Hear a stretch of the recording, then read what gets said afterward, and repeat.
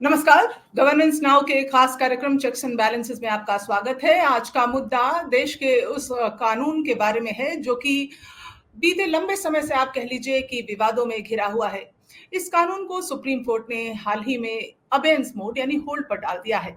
जी हाँ, हम बात कर रहे हैं सेडिशन लॉ की, जिसके बारे में कई लोग इसे कहते हैं ये देशद्रोह का कानून है, राजद्रोह का कानून है, राष्ट्रद्रोह का कानून है। आखिर ये कानून पूरा है क्या? और एक भारत जैसे बड़े लोकतंत्र में इसकी क्या जगह होनी चाहिए? क्या इसकी मौजूदगी एक हास्यास्पद सी बात नहीं लगती? इस पर बातचीत करने के लिए हमारे साथ इस वक्त जुड़ रहे हैं भारतीय राष्ट्रीय कांग्रेस के डॉक्टर अजय कुमार। आपका स्वागत है डॉक्टर अजय। और आप एक आईपीएस अफसर भी रहे हैं, सीनियर पत्रकार जुड़ रहे हैं प्रशांत टंडन जी। आपका स्वागत है प्रशांत जी।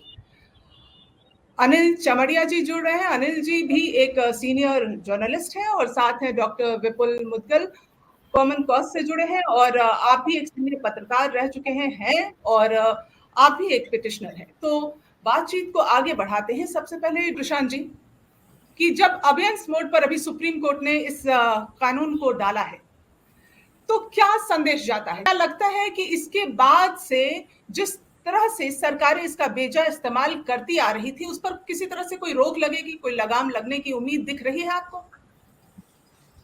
देखिए, इसका एक बैकग्राउंड है और वो बैकग्राउंड सेडिशन या राजद्रोह या पब्लिक सेफ्टी एक्ट या जो अभी हम देख रहे हैं यूएपीए, ये एक ही फैमिली के सारे कानून हैं और ये जनता के विरुद्ध इस्तेमाल किए जाने वाले सारे कानून हैं। पुलिस की पावर, सरकार को ज़्यादा कंसोलिडेट करने के लिए के कानून है ये। इसकी शुरुआत श्वेता जी तभी से हो गई थी जब भारत का संविधान बने हुए कुछ महीने ही हुए थे। यानी एक बड़ा विरोधाभास है कि अमेरिका का फर्स्ट अमेंडमेंट वहाँ के नागरिकों को बोलने की या विचारों की आज़ादी की गारंटी देता है और भारत के संविधान का पहला अमेंडमेंट बोलने की आज़ादी पर नई लगाम लगाई गई और वहीं से ये सारे कानूनों की जो है वो पैदाइश होती है।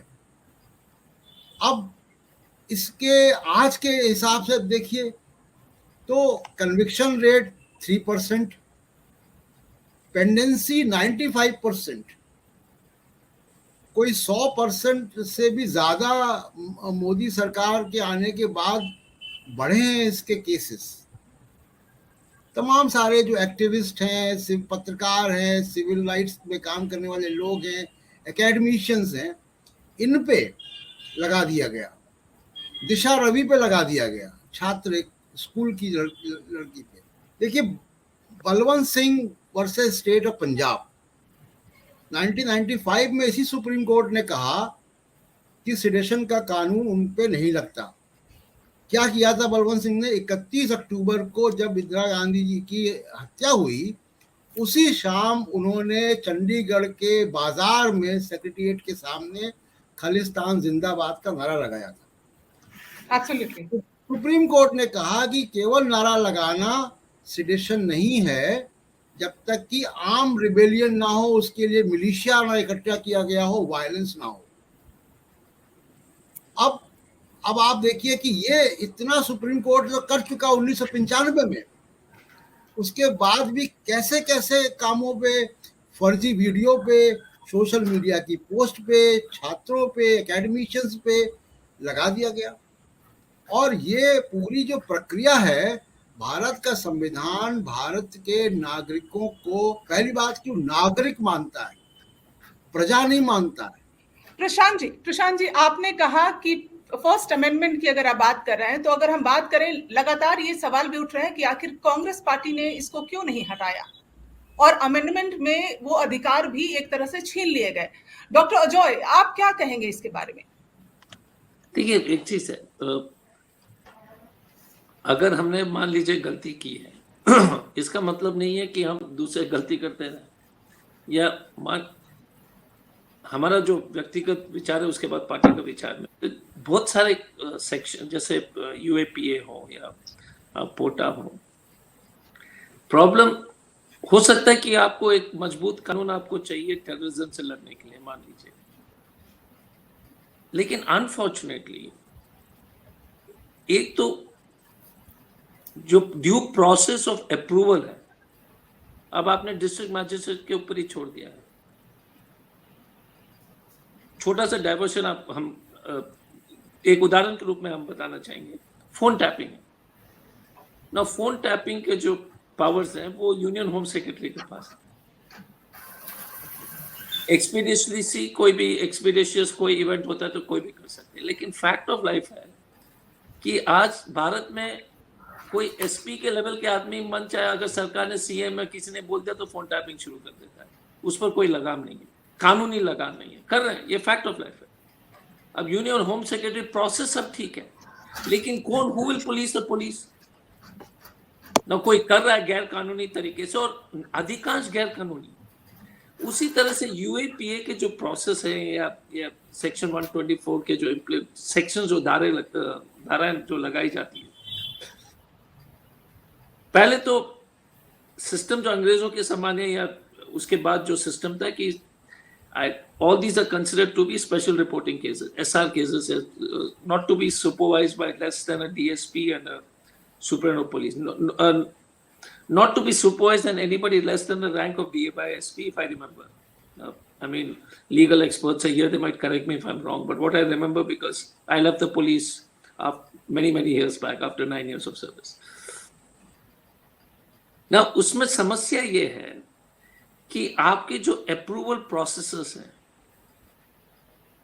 पूरी तरह से सरकारी तंत्र पर आप निर्भर हैं। उसकी ओवरसाइट का जो है ना, सिविल सोसाइटी का कोई रोल नहीं है, लीगल एक्सपर्ट्स, पुराने रिटायर्ड जजेस के कोई रोल नहीं है। तो हमारी सबसे बड़ी चिंता जो ड्रैकोनियन लॉस विच 124 सेडिशन के कानून हो, यूएपीए हो, जब तक आप सरकारी पदाधिकारी के ऊपर किसी तरह का अंकुश नहीं लगाएंगे, तो आप देख लीजिएगा कि हमेशा, अगर दरोगा जी सब चीज जो है दरोगा जी लगा सकते तो फिर बचा क्या है देश में? आप नहीं, मुझे सिंपल आप ये बताइए डॉक्टर जॉय कि अब अगर सेडिशन लॉ जो है उसको अबेयंस मोड में डाल दिया गया है, एक तरह से ये अच्छी खबर है, लेकिन अगर इसको हटा भी दिया जाए तो क्या जिस तरह से लगाम लगनी चाहिए थी, यही सवाल मैंने प्रशांत जी से भी पूछा था कि लगाम लग सकेगा? क्योंकि हमारे पास यूएपीए है, एनएसए है, बहुत तरह की ऐसी चीजें हैं जिसमें कि अगर आप चाहें तो किसी को कभी भी अरेस्ट कर सकते हैं। नहीं, एब्सोल्युटली। तो देखिए, ये सुप्रीम कोर्ट का वर्तमान निर्णय तो एक मेरे हिसाब से तो एक अच्छा निर्णय है, परंतु सरकार के पास बहुत सारे बाकी कानून हैं जिसके माध्यम से जो है वो किसी को भी गिरफ्तार करके कई सालों तक जेल में सड़ाया दिया जा सकता है। अब ये जो लड़का जो हाल में जो जेल में था, उमर खालिद हो, या इवन जो उमर खालिद हो, जैसे हमारे कप्पन है, तो बहुत सारे या कप्पन है, और उससे पहले प्रशांत जी ने जो विस्तार में जो उन्होंने बातें रखी, शर्जील इमाम में, और सभी लोग हैं। और खासतौर से एक ही मुझे लगता है कि फ्रैंकली स्पीकिंग कि दो खतरे हैं। एक तो targeted civil rights and minority political opponents वगैरह की बात है। दूसरी बात है कि ये जो नियम के मापदंड है बहुत विचित्र है। वो जो टीवी के एक ओनर है जो घूमते रहते हैं नफरत फैलाते हुए, एक वो है। दूसरा है कि अलग अलग सो कॉल्ड संत लोग जो है अनाप शनाप बातें कहते हैं, तो उनके लिए अलग नियम है। तो अगर मापदंड इस देश के हर एक नागरिक के लिए अलग है, क्योंकि अगर उनके धर्म के आधार पर, राजनीतिक विचार के आधार पर, तो एक तो वो सबसे बड़ी खतरा है। तो इसीलिए उस आधार पर जब तक, और मैं तो भारतीय आरक्षी सेवा में कुछ साल काम किया हूँ, मेरे विचार में, और देखिए हर एक पुलिस अफसर को जब नौकरी छोड़ता है उसके बाद ही ज्ञान मिलता है, वो अलग बात है। क्योंकि आप देखते होंगे कि रिटायर्ड पुलिस वाले हमेशा पुलिस रिफॉर्म्स के बारे में बात करते हैं, लेकिन जब तक नौकरी में तो किसी ने कुछ नहीं कहा। तो हम भी उसी श्रेणी में हैं, उससे मैं ईमानदारी से कहना चाहूँगा। लेकिन नहीं, सीरियसली, आई मीन, बिकॉज सब लोग ज्ञानी हो जाते हैं नौकरी छोड़ने के बाद, उससे पहले तो कोई करता नहीं है। हमारा सिर्फ इतना ही कहना है कि हमने सरकार को बहुत करीब से देखा है। आप किसी भी अच्छे आदमी को, सबसे नैतिक, सबसे ईमानदार व्यक्ति को भी इस सरकारी सिस्टम में डाल देंगे, जब तक आपके ऊपर किसी तरह का अंकुश नहीं रखेंगे तो कोई भी पागल हो जाएगा। मैं अनिल चमड़िया जी से बात करना चाहूंगी। आप एक पिटिशनर हैं, आखिर आपने पिटिशन डाला क्यों अनिल जी? एक्चुअली क्या है, ये है कि जैसे ही आप एक सिटीजनशिप को फील करते हैं, हम क्यों बोलते हैं, हम एक सिटीजनशिप को फील करते हैं तो हम आवाज उठाते हैं, और ये जो आवाज उठाना है, सिटीजनशिप को फील जो करना है, इस फील को ही तो रोकना है। जो जो जो जो लोग गवर्नेंस में है वो ये कहते हैं नहीं, आप सिटीजन नहीं है, आप एक फ्यूडल समय के, आप हमारे एक प्रजा हैं, आप हमारे जो लोग हैं, रियाया है हमारे, आप में एक सिटीजनशिप की जो फीलिंग आ रही है वो हमारे लिए ट्रेट है। हम कहाँ करें कि लॉ नहीं होना चाहिए, लॉ होना चाहिए। हम सबसे ज्यादा इस बात की वकालत करते हैं कि लैंड ऑफ लॉ जो है वो प्रिवेल करना चाहिए। हम तो सबसे ज्यादा इसकी वकालत करते हैं। हम सबसे ज्यादा इसकी वकालत करते हैं कि फेयर जो है वो इन्वेस्टिगेशन होना चाहिए, जो सचमुच में अपराधी है उसको सजा होनी चाहिए। हम तो सबसे ज्यादा इसके प्रवक्ता हैं और इसकी वकालत करते हैं। हम तो इसके खिलाफ इसलिए कि इसका मिसयूज हो रहा है, और ये अब रिकॉर्ड है। हम पहले कहते थे कि इसका मिसयूज होगा, जैसे यूएपीए आया, आपने एक कानून की शक्ल बदल दी, और शक्ल बदल के आप बहरूपिया उसको आपने एक तरह से बना दिया और आप उसका इस्तेमाल करने लगे। हम कह रहे थे इसका इस्तेमाल होगा, टाडा का इस्तेमाल हुआ, पोटा का इस्तेमाल हुआ। टाडा पोटा में सोचिए, इस देश का सबसे जो कमजोर व्यक्ति है, जिसको कि आज हम शेड्यूल ट्राइब के रूप में जानते हैं, वो मोर देन 90% लोग टाडा और पोटा में पकड़े गए। अभी भी लोग, जो लोग पकड़े जा रहे हैं, जिनको पकड़ा गया है 124A में, कौन लोग हैं? वो लोग हैं जो अंग्रेजी राज के समय से जो लूट की जो पॉलिटिक्स चली आ रही है, लूट की जो टेंडेंसी चली आ रही है, उसके खिलाफ बोलने वाले लोग हैं। वो आर्टिस्ट हो, जर्नलिस्ट हो, एक्टिविस्ट हो, पॉलिटिकल वर्कर हो, कोई भी हो, किसी भी रूप में, आप उन्हीं को तो पकड़ते हैं। आप क्या कह रहे हैं? आप ये कह रहे हैं कि हमारी लूट जारी रहनी चाहिए। ये बहुत ही एक अजीब सी स्थिति जो हम देश में फिलहाल देख रहे हैं कि नवनीत राणा से लेकर अब आप किसी पर भी लगा देते हैं law of sedition, Hanuman Chalisa पढ़ने पर लॉ ऑफ सेडिशन।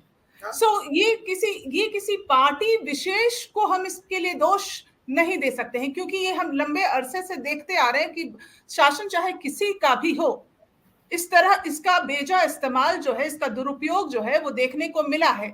विपुल मुदगल जी, 160% का जंप इसमें देखा गया है साल 2011 के बाद से, जो मुकदमे दर्ज हुए हैं उसके बाद से। अब आपको क्या लगता है कि ये नल एंड वॉइड हो जाएगा?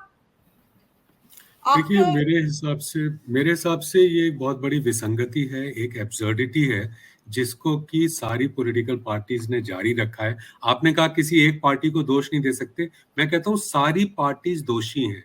सारी पार्टीज कंप्लीटली हिपोक्रिटिकल हैं इसके ऊपर। सब दोहरे मापदंड वाली पार्टियां हैं। अभी ऑपोजिशन में बैठे हैं तो आपको लग रहा है कि हाँ नहीं, इसका तो दूर होना बड़ा अच्छा है। जब आप पार्टी में होते हैं तो आप कोई कसर नहीं छोड़ते।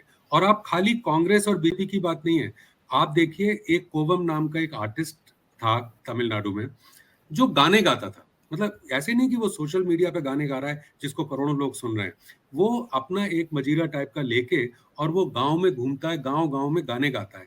तो वो लोकगीत गा रहा था जिसमें कि जयललिता जी की जो लिकर पॉलिसी है, जो शराब की उनकी आबकारी नीति है, उसकी खिलाफत कर रहा था वो, और उसके बारे में गाने गाता था। सेडिशन में अंदर कर दिया उसको।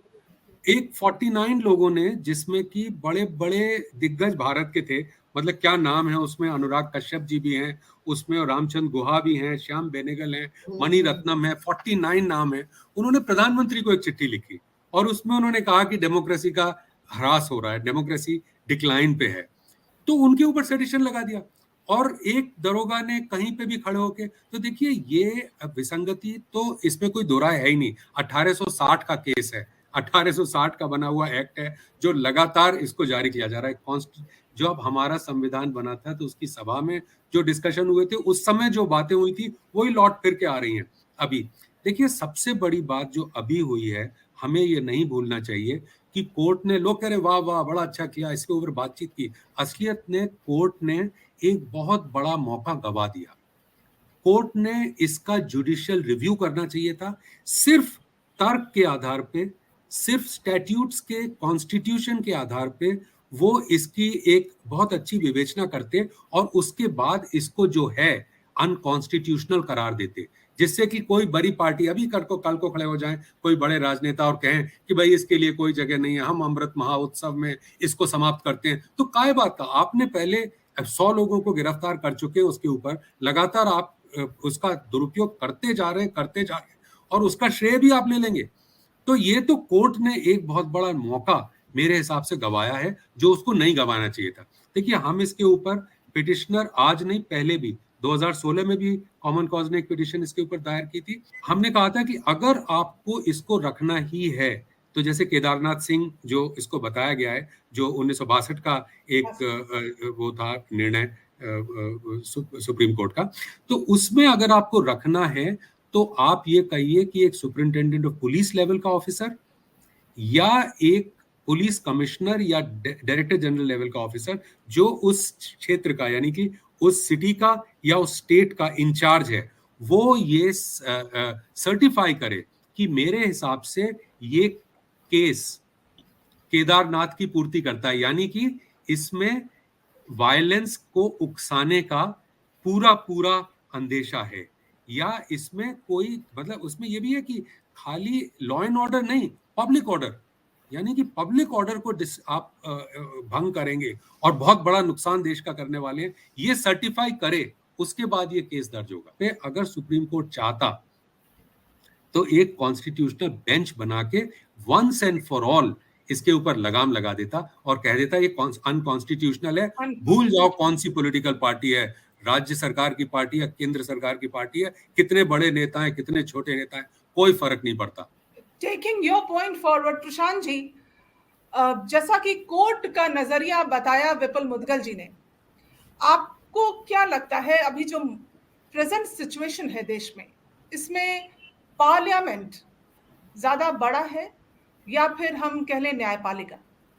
See, we need judges who empower the judiciary. सबसे ताकतवर जुडिशरी है भारत की, जो अपने आप को खुद अपॉइंट करते हैं। अमेरिका की जुडिशरी भी अपने आप को खुद अपॉइंट नहीं करती है, लेकिन वी नीड जजेस who deliver judgments, who deliver justice. We don't need motivational speakers. We have no shortage of motivational speakers. एक बात। दूसरी बात की देखिए, अभी एक एग्जांपल मैं आपको देता हूँ। जिग्नेश मेवानी को असम की पुलिस जाकर गुजरात से गिरफ्तार करके उठा लाई। जज साहब ने बहुत बढ़िया जजमेंट दिया, और वही वो मोटिवेशनल स्पीकर, वो उन्होंने पुलिस की बड़ी आलोचना की। अरे आप आलोचना क्या, पुलिस वाले ने उस जिग्नेश मेवानी के खिलाफ, आप समझते हैं, जज सब समझते हैं कि उसने फ्रिवलेस केस किया है, तो आप उसके खिलाफ एक्शन लो। आपके पास ताकत है 220 आईपीसी में फ्रिवलेस कंप्लेंट के खिलाफ एक्शन लेने की, आप एक्शन लीजिए। तो हो क्या रहा है कि जुडिशरी एक्शन नहीं ले रही है। दूसरी बात जो आपने सवाल पूछा, पार्लियामेंट और सरकार और जुडिशरी, देखिए ये बहुत लंबे समय से ये फ्रिक्शन चल रहा है। मैंने शुरू में कहा था कि आज़ादी के बाद से ही, संविधान लागू होने के बाद से ही शुरू हो गया था ये फ्रिक्शन, और सारा मामला फ्रीडम ऑफ स्पीच के इर्द गिर्द है। स्टेट बहुत माइटी है, आप न्यूक्लियर पावर की स्टेट है, आप एक ट्वीट से घबरा जाते हैं। और मिसयूज की जहां तक बात है श्वेता जी, ये तो अंग्रेजों से आगे निकल गए। आप देखिए कि भगत सिंह, मैं 30 सेकंड में अपनी बात रखता हूं, भगत सिंह ने नेशनल असेंबली में बम फेंका, बट ना तो भगत सिंह ने, जो मौजूदा पार्लियामेंट है उसके लोकसभा के स्पीकर के सामने वो बम गिरा। उस पे एक्सप्लोजिव एक्ट में केस दर्ज हुआ, अंग्रेज की पुलिस ने किया, सिडेशन नहीं लगा था वहां पे। और दिशा रवि को ट्वीट करने पर किसान आंदोलन में न्यूक्लियर पावर स्टेट जो है वो खतरा हिल गया। तो ये जब तक आप पुलिस वालों पे एक्शन नहीं लेंगे, एक और एग्जांपल दे देता हूं कि आप देखिए कि गुजरात में बहुत इनकाउंटर्स हो रहे थे, फिर कुछ एक्शन हुए, कुछ आईपीएस ऑफिसर जेल गए, नौकरियां गई उनकी, तो इनकाउंटर बंद हो गए। डॉक्टर ये हो Ajay, would you like to add something to it? Because लगातार ये भी सवाल उठ रहे हैं कि सरकार, कोई एक सरकार दोषी नहीं है, सारे सरकार ही दोषी हैं। But what is the stand of opposition party right now? हम हमेशा सोचते हैं, जब पुलिस में भी था तो मैं सोचता था कि देखिए एक चीज है, जैसे अंडर ट्रायल्स में जो बंद पड़े हुए हैं, SC ST मुस्लिम माइनॉरिटी, महिला वगैरह सब गरीब लोग ही 90%, कोई अंतर नहीं है। UAPA लगा दीजिएगा तो वही लोग हैं, 124 लगा दीजिए तो वही लोग हैं, और बाकी धाराओं भी लगाइएगा तो वही लोग हैं, और अंडर ट्रायल लोग सालों साल जेल में सड़ रहे हैं। सुप्रीम कोर्ट को भी मालूम है, वो अपने जगह पर है। अगर आप चार्जशीट नहीं देते, चार्जेस फ्रेम नहीं होते हैं, मेरा कहना है कि अगर सिस्टम हो जाए जिसमें जो है ना आप उसको जो है विक्टिम को कॉम्पनसेट करना, आप देख लीजिएगा कि हजारों करोड़, लाखों करोड़ में जो है ना कॉम्पनसेशन, कम से कम ये जैसे 20-20 साल तक जेल में सड़ गए थे कुछ लोग। जब आप सिस्टम में रहते हैं ना कि आपको सब चीज एकदम गलत दिखाई देता है और आपको गलत दिखता नहीं है, क्योंकि आप उस सिस्टम में, जैसे आर्मी एकदम, आर्मी जैसे किसी और स्टेट में जो आप एट्रोसिटी देखिए बाकी जगह ठीक है, तो उस तरह का समस्या हमेशा उत्पन्न होगी। पुलिस को, you can not expect police to reform, it has to be an external reform. Police officers अगर रिफॉर्म करने लगेंगे तो ये क्या बोलते क्रांति हो जाएगी इस देश में। तो मेरा ये कहना है कि एक तो compensation, we must talk on this, through governance और कॉम्पनसेशन टू पीपल जो जिसमें चार्जेस फ्रेम नहीं कर पाई सरकार। विपुल मुदगल जी, प्रॉब्लम इस कानून में नहीं, इसके गाइडलाइंस में है। नहीं, कानून में है। कानून में पूरी तरह से ये एक ऐसा कानून है जिसको होना ही नहीं चाहिए। हमने बहुत दिन तक इसको सहन किया, ये सोचते हुए शायद कि कांग्रेस के टाइम में लोग बहुत बड़ी बड़ी चीजें हो जाती थी और लोग सोचते थे शायद इसका कोई मकसद होगा, शायद कुछ अच्छे लोगों पे भी लगेगा, लेकिन उस समय लोगों को सचेत हो जाना चाहिए था। मैं अजय जी की बात को थोड़ा आगे बढ़ाऊंगा। Compensation, yes, it is a must, लेकिन holding those police officers responsible, उनको आप देखिए टूटीकोरिन में 6 बजे के बाद दुकान खुले रखने पे पिता और पुत्र की नशंस, जो जिसके लिए सबसे ज्यादा खतरनाक जो तरीके से यातना दे दे के उनकी हत्या कर दी गई, जब उनका खून पड़ा हुआ था उस पुलिस स्टेशन के अंदर, तो उनको खड़ा करके बाल्टी लेके झाड़ू से अपना खून साफ करवाया गया और उसके बाद अस्पताल ले जाते हुए वो कोलैप्स हो गए। उनका बेटा जो उनको पूछने आया उसको इतना मारा, वो खत्म हो गया। आप कॉम्पेंसेशन दे देंगे फिर क्या होगा? जो ये ऐसे जालिम लोग हैं जिन्होंने ये मतलब काम जो अंग्रेजों के जमाने में भी कम सुनने में आता था, वो इस तरह की जो हरकतें कर रहे हैं, उनको क्या सजा नहीं होनी चाहिए? इनको जितनी एक आम हत्यारे को सजा मिलती है उससे दुगनी सजा मिलनी चाहिए। अनिल जी, टू कंक्लूड, लोकतंत्र में अगर हम देखें तो इसकी क्या जगह है इस कानून की, और इसके जैसे और कानून, जैसे हम बात करें UAPA, arm forces special power act, या तमाम ऐसे जो कानून हैं, ये क्या एक तरह से बेड़ियां हैं हमारे लिए? मैं ये बात पूरी तरह से मानता हूं कि जो भी कानून, यानी IPC की बहुत सारी धाराएं, IPC अंग्रेजों ने ही बनाया और उसका एक खास मकसद था। ऐसी तमाम धाराओं की समीक्षा की जानी चाहिए और उन्हें खत्म किया जाना चाहिए, उसकी कोई जरूरत नहीं है। एक बात जो मैं ये जरूर जोड़ना चाहता हूं कि देखिए, कंपनसेशन की बात अगर हम करेंगे तो एक तरह से हम अपनी जो लड़ाई है उसकी धार को कमजोर करेंगे। मैं इसका एक एग्जाम्पल देना चाहता हूं। देश में डॉक्टर लोहिया शायद आखिरी व्यक्ति थे जिन्होंने ये बात कही कि अगर कहीं भी पुलिस गोली चलाती है तो उसकी एक जांच होनी चाहिए और वो गैर सरकारी जांच होनी चाहिए और वो पब्लिक कमेटी के द्वारा जांच की जानी चाहिए। ये बात डॉक्टर लोहिया ने फानू पिल्लई की जब सरकार थी उस समय कही थी और वो शायद आखिरी लड़ाई थी। आज क्या हो रहा है कि गोली चल जाती है, लोग मारे जाते हैं, कोई बातचीत नहीं होती है। पॉलिटिकल पार्टीज अपना अपना थैला लेकर, अपनी अपनी थैली लेकर वहां पहुंच जाती है जहां गोली चली है, और जो मारा गया है या मारी गई है, जो विक्टिम है, उनके घर में कुछ रुपए के टुकड़े फेंक के चली आती है। ये बात मैंने पूरे भारत में मैं ये बात कह रहा हूं कि तमाम राजनीतिक पार्टियों में एक प्रतिस्पर्धा होती है, ये कौन ज्यादा से ज्यादा कंपनसेशन अपनी ओर से विक्टिम को दे रहा है। यानी कि आपको पॉलिटिकली ये सिस्टम खत्म करना था कि गोली नहीं चलनी चाहिए भारत में, जो निहत्थे लोग हैं उनके खिलाफ गोली कांड नहीं होना चाहिए, और आप जो है आप लड़ाई को डाइवर्ट करके ले गए कंपनसेशन के पास।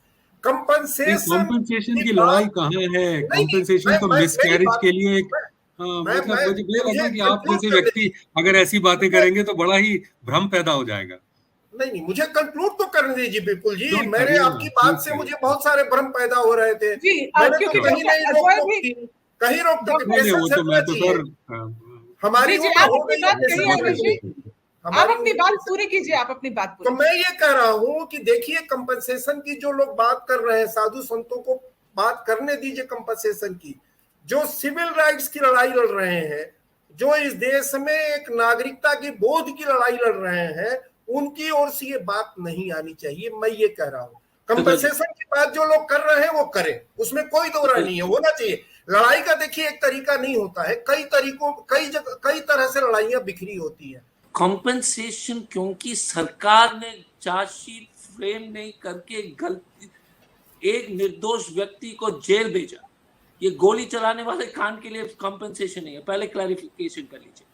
कोई पैसा नहीं दे रहा है क्योंकि कोई जो है खाने पीने के लिए। अमेरिका में रॉन्गफुल कन्फाइनमेंट के बाद, रॉन्गफुल सजा के बाद millions of dollars of compensation जो है state of New York, state of new Jersey देते हैं। प्रॉब्लम क्या है कि जब आप कंपनसेशन बोलते हैं कि आपने यूएपीए में 20 साल कटवा दिए, सरकार ने आपको 20 साल सड़ा दिया, आप उसको 10 करोड़ क्यों नहीं दीजिएगा? सरकार गलत है क्या? तो प्रॉब्लम क्या है कि अनिल जी की नेता लोग के पैसा पहुंचाने की कंपनसेशन नहीं है।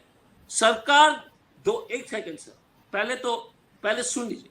सरकार दोषी है गलत अपने निर्दोष को जेल भेजने के लिए, और आपके पास सरकारी पदाधिकारी के ऊपर कार्रवाई करें। मैं एकदम मुद्गल जी से 200% सहमत, हमारी सहमति है। उसके अलावा जो निर्दोष व्यक्ति है, सरकार पैसे दे कि हमने गलत तरीके से आपको चार्जशीट किया, गलत तरीके से आपको जेल में सड़ाया, हम दोषी हैं और दोष मानते हैं। That is how government operate.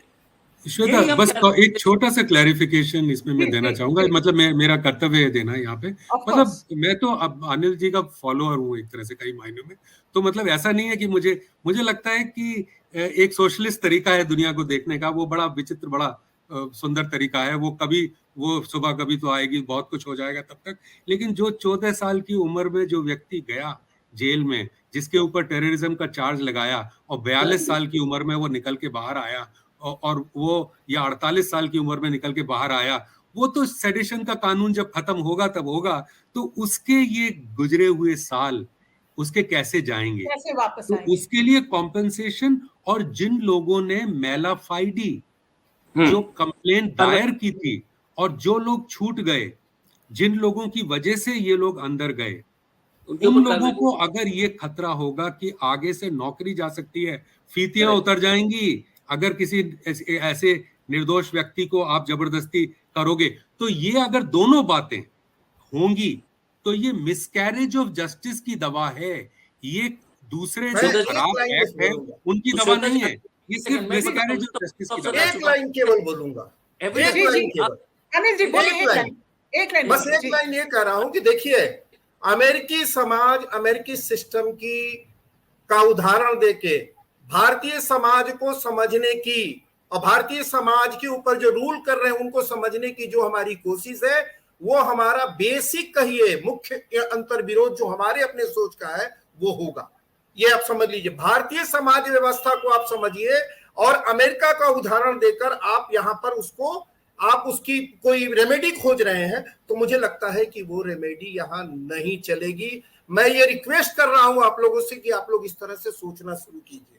Doctor Chauhan जी, अगर आप सोचेंगे कि आपकी ये, तो मैं भारत का नागरिक हूँ, मेरी रेमेडी जो है मेरे भारत के नागरिक होते हुए मेरा ये रेमेडी सुझाव कर रहा हूँ, अमेरिका से थोड़ी प्रभावित हो रहे हैं। हमारी पहली बात ये है कि हर नागरिक इस देश में अगर कोई विचार अपना प्रकट करता है तो वो विदेशी जो है अमेरिका में, जापान में, sir let me complete, sir can I complete, I didn't interrupt, sorry thank you. दूसरी बात क्या है ना सर, ये greater good and all that, हमारा सिर्फ, मैं तो हमेशा देखता हूँ जब पुलिस की तरफ से अत्याचार होती है, आप कॉम्पनसेशन, अगर मान लीजिए किसी का घर गलती से बुलडोज करते हैं, सरकार ने बुलडोज किया, आप कॉम्पनसेशन नहीं देंगे क्या सर? सरकार ने गलत मकान को बुलडोज किया, कॉम्पनसेशन देंगे? तो जब सरकार, नहीं, I am just saying one second and I will complete finishing, sir सजा भी देंगे। The most important thing sir is the policing. जब तक, जैसे कॉमन कॉज बुद्गल जी का कहना था कि जब तक आप कार्रवाई नहीं करोगे पुलिस पदाधिकारी को, मुझे शक है कि वो कार्रवाई कभी कंप्लीट होगी कि नहीं वर्तमान सिस्टम में, दूसरी बात। लेकिन जो गलत ढंग से सबूत पेश करते हैं, आप देख लीजिए 124A में जिस तरह से जो चार्जशीट अगर आप देखेंगे, what you call summary of evidence, वो एक कॉमेडी है। अगर आप देख लीजिएगा जो हाईकोर्ट के जज ने कमेंट किया था ये उमर खालिद के टिप्पणी पर, जुमला बोलने पर जो है वो जुमला भी नहीं बोलना चाहिए प्रधानमंत्री के खिलाफ, तो हमारा यही इतना ही कहना है, इनकलाब जिंदाबाद भी नहीं बोलना चाहिए। हाँ, जिंदाबाद। हमारा इतना ही कहना है कि अनिल जी के, मैं सम्मान करता हूँ अनिल जी का व्यू, बट रेडिकली ऑपोजिट उस पर्सपेक्टिव से कि कार्रवाई कीजिए। जब आप कार्रवाई करोगे गलत सबूत पेश करने के लिए पुलिस ऑफिसर के खिलाफ, ऑटोमेटिकली कम हो जाएंगे, जैसे प्रशांत जी ने कहा। यदि आपने किसी की जिंदगी बर्बाद की है तो सरकार को अपने दोष मानते हुए उसको कॉम्पेंसेट करने में कोई गलती नहीं है, मेरा जो विचार, व्यक्तिगत विचार है। बाकी मैं यही कह रहा था अजय जी कि कम से कम आपको भारत में 500 आपको केस मिल जाएंगे जिसमें कंपनसेट किया गया है और तरह तरह से कंपनसेट किया गया। 500 से ज्यादा उदाहरण मैं आपको दे दूंगा। मैं ये कह रहा हूं कि ये कंपनसेशन का केवल मसला ये नहीं है, इसको डीपली आइडियोलॉजिकली हमको समझना पड़ेगा। मैं ये कह रहा हूं। प्रशांत जी, आप कुछ फाइनल स्टेटमेंट। जी, सिर्फ दो छोटे छोटे पॉइंट्स मैं ऐड करना चाहता हूं यहाँ पे। एक तो आईपीसी का सेक्शन 220 है, आप मुझे बता दें, जो कि जिसमें रॉन्गफुल कन्फाइनमेंट फ्रिवलेस केस अगर पुलिस के अफसर ने किया है उसके खिलाफ सजा का प्राविधान है 7 से 10 साल की। रिसर्च करके बता दें कि कितने पुलिस वालों के खिलाफ कभी भी लगा है। ऐसा नहीं कोई कानून बनाना है, आईपीसी में है, इस्तेमाल नहीं होता। दूसरी चीज यह है कि एक ऐसे कानून हमारे पास ऑटोमेटिक बेल के होने चाहिए कि जैसे विदेशों में है, पश्चिम के तमाम सारे डेमोक्रेसीज में है कि अगर टेररिज्म का आरोप लगाया है तो 24 घंटे के अंदर पुलिस को प्रूफ करना है टेररिज्म, जो पकड़ा गया उसको नहीं प्रूफ करना है। यहाँ पे प्रॉब्लम क्या हो गई कि जो जुरिस्प्रूडेंस है वो रिवर्स हो गया कि accused has to prove his innocence. So ये दिक्कत है। दूसरा कि वो 12 घंटे 24 घंटे आप 48 आवर्स ले लो, पहली बात, और 48 आवर्स से 24 आवर्स के अंदर अगर आप प्रूफ नहीं कर पा रहे हो तो the person is automatically liable for bail. He fill a form and walk out from the police station. एक फॉर्म भरे और बाहर निकल आए, उसको वकील बड़े बड़े हायर करने की जरूरत नहीं हो तारीखें की। ये सबसे बड़ी बात है। दूसरी बात कि सबसे ज्यादा जो पिटिशनर है वो भारत सरकार है, वो एक अलग डिबेट है, लेकिन ये दो पॉइंट मैं रखना चाहता हूँ। Thank you. Thank you so much, Prashant ji. Thank you, Anil ji, for bringing your point of view forward. Ajay ji, thank you. And Vipul Mutkal ji, thank you so much for joining the show. Thank you, everybody.